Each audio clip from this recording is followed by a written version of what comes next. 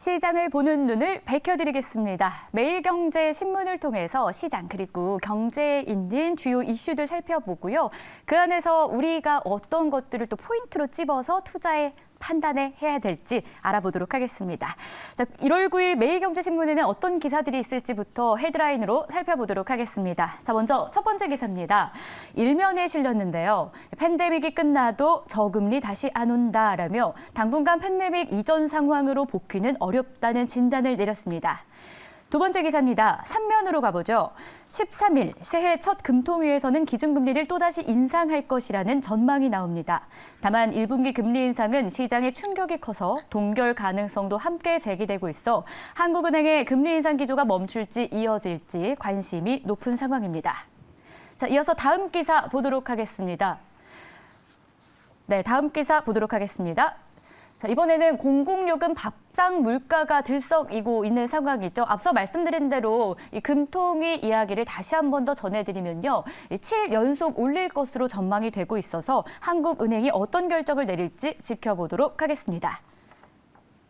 네, 이번에는 기업 증권면으로 가보겠습니다. 최근 한 달 사이 SK와 GS의 주가가 10% 넘게 하락했습니다. 한국전력의 적자를 해소하기 위해 도입된 S&P 상한제가 이들 주가의 하락을 주도한 요인으로 꼽히고 있습니다. 자, 이제 마지막 기사입니다. 삼성전자 한종희 부회장은 이번 CES 간담회에서 TV 부문 18년 연속 1위는 물론 모든 가전을 잇는 초연결을 내세워 중국 시장에서의 제도약을 그리고 전 세계 가전 시장에서의 1위를 목표한다고 밝혔습니다. 네, 그럼 헤드라인을 통해 살펴본 4개의 기사 가운데 2개를 꼽아서 조금 더 심도 있게 이야기 나눠보겠습니다. 어떤 기사일까요? 네, 첫 번째로는 팬데믹이 끝나도 저금리 다시 오지 않는다라는 내용과 함께 한국전력의 적자로 인해서 불똥 튄 SK와 LG 이야기를 나눠보겠습니다. 자, 함께 하실 분 소개해드릴게요. 이종근 시사경제평론가 모셨습니다. 안녕하세요. 네, 안녕하십니까? 네, 오늘 귀한 자리 또 함께해 주셔서 너무 감사합니다. 네, 불러주셔서 감사합니다. 네, 저희가 첫 번째로 나눴던 이 기사부터 좀 체크를 해보려고 하는데요. 네네. 2023 전미 경제학회 연례총회가 네. 대면으로는 3년 만이라고 그렇습니다. 합니다. 네네. 이게 뭐 전 세계 경제학자들이 참석하는 경제학계에서는 최대 행사라고 불리는 것 같은데 네네. 그런 만큼 주로 논점이 된 부분이 무엇인지 네. 큰 그림에서 한번 보고 싶어요. 네, 그렇습니다. 네. 전미경제학회 연례총회는 주로 1월 달에 열리고 미국의 주요 도시를 돌아가면서 열립니다. 말씀하셨듯이 거의 세계의 석학들, 즉 이제 미국 경제학자들이 거의 다 참석을 해서 그 해에 벌어질 어떤 경제 예측이라든지 또는 글로벌 경기에 대한 또 전망이라든지 이런 부분들과 관련된 논의를 하는 것으로 이제 알려져 있고요. 이번에 전 세계 경제학자들이 참석해서 가장 그 논쟁을 벌였던 부분은 과연 두 가지인데요. 과연 물가 상승률이 언제까지 이어질 것인가와 거기에 따라서 지금 중앙은행의 긴축 규제가 언제까지 이어질 것인가. 이 두 가지가 가장 큰 핵심 쟁점이었다고 생각이 됩니다. 6개월 전에 혹시 기억하시겠지만 유럽 중앙은행 연례총회가 열렸었어요. 매일경제에서도 크게 다뤘었는데 네. 그때 연방은행 총재들이 세계 각국의 주요국의 은행 총재들이 모여서 지금 그 매일경제 제목과 비슷한 제목으로 말을 했습니다. 저물가, 저금리 시대는 다시 오지 않는다라는 비슷한 그런 톤이었지만 그러나 조금 더 들여다보면 조금 세부적으로 좀 달라요. 그때 당시만 하더라도 물가 상승을 물가 안정은 어느 정도는 잡힐 수 있다라는 그런 시장의 시그널도 보였었거든요.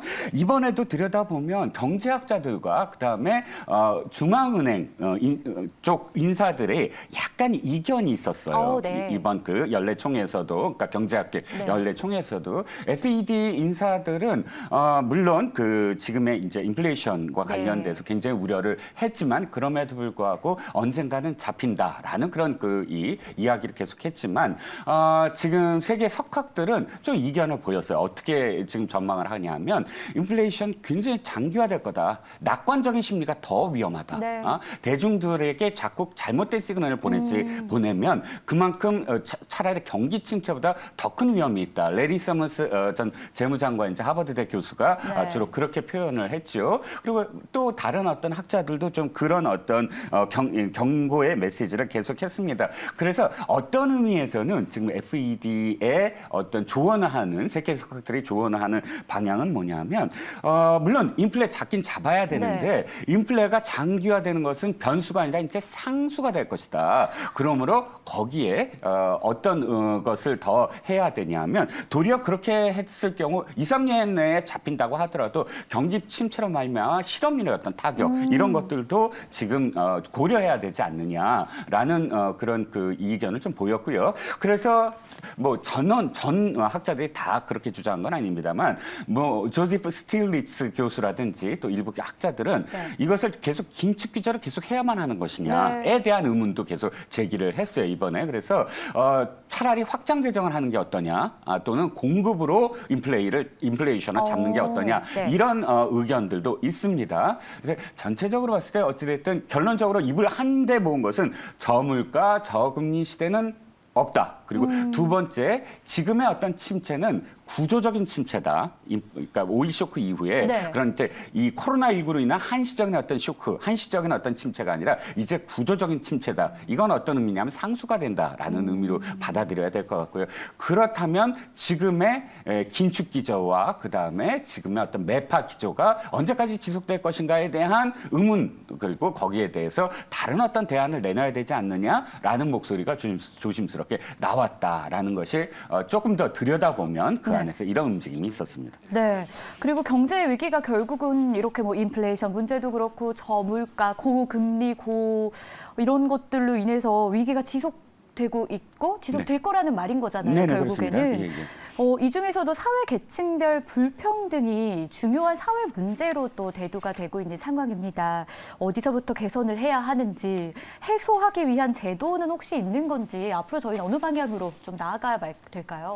네, 일단 지금까지 어떤 불평등은 계층 간 불평등이 굉장히 논의가 많이 됐습니다. 그런데 지금부터는 가장 중요한 게 세대 간 이동이 세대 간 이동이 힘들어진다. 즉 세대 간 불평등이라는 이슈가 굉장히 이제는 전 세계의 화두로 정착되고 있어요. 세대 간 불평등 한마디로 말씀드리면 우리의 자녀 세대가 부모 세대보다 더 나은 삶을 살지 못할 것이다 라는 점이 인식되고 있다는 겁니다. 미국만 하더라도 미국인의 절반 이상이 청년층이 지금의 부모 세대보다 더 못 살 것이다 라고 인식하고 있고, 또 30세의 그런 그 청년들에 물어봤을 때 70% 이상이 우리는 주택을 소유하지 못할 것이다 라고 이야기하고 있거든요. 이건 세대 간 이동이 그만큼 자유롭지 못하다라는 전망이고, 그래서 우리나라가 역시 뭐 포함됩니다. 우리나라도 역시 세대 간 이동이 힘들어질 것이다 라는 뭐 전망 계속 나오고 있고요.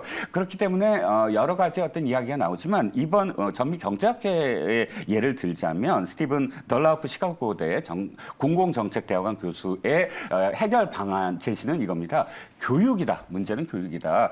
부모의 교육 수준이 낮을수록 자녀 세대 간 이동이 힘들어진다라는 그런 이 연구 결과를 발표를 하면서 대안으로 세 가지를 지금 제시를 했습니다. 공립학교에 들어가는 입학하거나 혹은 보내는 어떤 모든 재반 비용을 균등하게 해야 한다라는 점. 그다음에 불가정 어린이를 위한 조기 교육은 고수익 투자라고 여기게 해야 된다는 점. 마지막으로 이웃과 주변 환경이 청소년에게 상당한 영향을 주기 때문에 사회 경제적 통합이 무엇보다도 중요하다는 점. 이 세 가지를 종합해서 한마디로 요약한다면 교육에 보다 더 많은 투자를 해야 된다라는 점입니다. 교육이었죠. 자, 그렇다면 우리나라로 좀 좁혀서 생각을 해보고 싶습니다. 우리나라에도 분명 이런 문제들이 있을 텐데 이 불평등의 벽, 우리도 역시 교육으로 함축적으로 생각해봐도 되는 겁니까? 네, 뭐 사실 그것은 지금 덜라프 교수의 어떤 지적은 미국만이 아니라 전 세계가 함께 고민해야 될 어떤 지점이라고 할 수가 있겠죠. 근데 이제 우리는 몇 가지 뭐 계속 논쟁이 되고 있는 부분이 있습니다. 일단 소득의 불균등, 그다음에 교육의 불균등, 마지막으로 부의 불균등입니다. 지금 분배 정책이 정부가 분배 정책을 실시하더라도 그런 그 불평등이 계속 이어진다라는 여러 가지 그 IMF라든지 뭐 이런 이 국제 기구의 연구 결과가 계속 나오고 있거든요. 단순히 뭐 낙수 효과가 아니라 그 분배를 해야 된다라는 그런 이 정책적 기저만이 아니라 그러면 장기적으로 봤을 때 어떠한 점에서 부의 불평등을 해소할 것이냐 또는 소득의 불평등을 해소할 것이냐라는 점을 보다 더 디테일하게 미시적으로 정책을 내놓아야 되는 것이 아니냐라는 것이 이제 IMF나 ILO나 국제기구의 어떤 진단이자 또 현재 우리나라의 어떤 가장 큰 문제점이라고 할 수가 있겠습니다. 네, 말씀 고맙습니다. 자, 그럼 이어서 저희가 두 가지 신문을 좀 심층 다루기로 했는데요. 두 번째 기사로 넘어가 보겠습니다. 한국전력의 적자가 SK와 GS에 불똥이 튀었습니다. 한 달 사이에 주가가 10% 넘게 하락을 했는데요. 그 이후로 S&P 상한제라는 단어, 키워드가 나옵니다. 이에 대해서 좀 간략하게 설명을 좀 해주신다면요. 네, 전력 도매 가격을 상한제를 두겠다는 겁니다. 지금까지 그러니까 정부의 입장으로 말씀을 드리면 이겁니다. 그러니까 한국전력이 있고요. 한국전력이 우리 국민들에게 전력을 공급하는데 일부 부분을 민간 발전 사업자에게 공급받거든요. 그럼 민간 발전 사업자들에게 지금까지 그러니까 이 돈을 주는데 어떻게 지금 돈을 줬냐면 어떤 정점이 있습니다. 그래서 가장 비싼 그런 그 발전기를 표준으로 해서 그 표준에 맞추어서 그러니까 그 돈을 줘왔거든요. 그렇기 때문에 예를 들자면 지금 이 민간 발전 사업자가 이 LNG로 이 LNG 가격이 이제 세계적으로 올랐을 때 안정적으로 지금 연료를 공급받고 있는 와중에서도 이 연료 가격이 오르면 그만큼 S&P는 오를 수밖에 없어요. 근데 자신들은 일정 정도 연료 가격을 안정되게 수급받고 있는 상황 속에서 이런 S&P가 올라가면 초과 이윤이 벌어진 이 초과 이윤을 그대로 떠안는 게 아니냐. 그럼 일정 정도의 초과 이윤을 제재를 할 필요가 있다. 그러니까 제재가 아니라 환수할 필요가 있다. 뭐 이를테면 횡재세라고도 하지 않습니까? 그것을 상한 가격을 두겠다라는 게 이제 정부의 어떤 입장입니다. 그런데 이걸 들여다보면 사실상 이제 민간 발전 사업자 입장에서는 전기료를 올려서 해결해야 될 것을 민간 발전 사업자들에게 떠넘기는 게 아니냐. 이런 지금 불만의 목소리도 나오고 있고요. 실질적으로 어쨌든 굉장히 큰 타격을 입고 있는 것은 사실입니다. 네, 결국 그 기업의 손실 규모는 어느 정도로 될지도 궁금한데 이 자회사들의 손실 규모도 궁금하지만 SK와 GS, 그러니까 모기업, 이 전체 실적에 어떤 영향을 받게 될지 간략하게 좀 설명 부탁드릴게요. 네, SK와 GS의 가장 큰 자회사가 바로 지금 말씀드린 민간 발전 사업자들이에요. SK E&S라든지 비중이 높다는 비중이 가장 거죠? 높아요. 예를 들어 90% SK는 90%를 출자하면서 전체적인 매출이익에서 상당 부분을 지금 그 SK E&S에서 받아들이고 있거든요. GS 역시 마찬가지입니다. 그렇기 때문에 전체적으로 지주사 주가가 10% 넘게 하락하고 있는데 물론 이게 3개월짜리이긴 하지만 그럼에도 불구하고 지금 현행 법 그러니까 올해 1월 1일부터 지금 시작이 됐는데 그러니까 12월 달부터 시작이 됐는데 현행법으로는 정부가 자의적으로 언제든지 늘릴 수가 있거든요. 그래서 지금 현재 지주회사들의 어떤 타격은 앞으로도 사실 어느 정도는 계속 이어질 것으로 전망됩니다. 네, 그리고 한 종목 이야기 더 해보고 싶습니다. 지난해 11월이었습니다. 포스코 인터내셔널이 포스코 에너지 흡수합병하는 소식이 전해졌잖아요. 네네, 그렇습니다. 근데 이 역시도 S&P 상한제 소식이 결국 잡음으로 연결이 되는 모양새입니다. 이익 감소, 포스코 인터내셔널도 불가피할지 궁금합니다. 네, 불가피하겠죠. 왜냐하면 그 당시에 이제 합병을 할 때 주주 가치가 희소성이 없어진다고 굉장히 말이 많았잖아요.